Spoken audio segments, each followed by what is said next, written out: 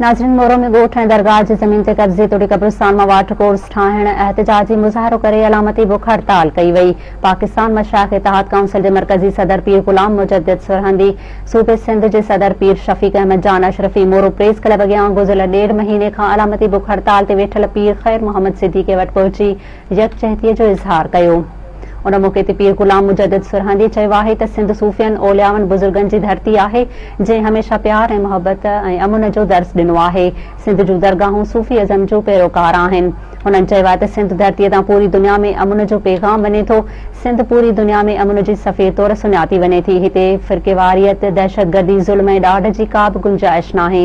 उन्हनि वधीक चयो आहे त पीर ख़ैर मोहम्मद जे ॻोठ ऐं दरगाह जी ज़मीन तां कब्ज़ो ख़तम करे खेनि तहफ़्फ़ुज़ फ़राहम कयो वञे। ॿी सूरत में पूरे पाकिस्तान में आवाज़ उथारियो वेंदो। पीर गुलाम मुजद्दिद सरहंदी वधीक चयो आहे त सिंध में वधंदड़ कोरोना सबब दरगाहूं बंदि आहिनि, पर ॿियनि सूबनि में दरगाहूं खुलियल आहिनि। सिंध में दरगाहूं बंदि हुजण इहो अफ़सोस जो बि ॻाल्हि आहे।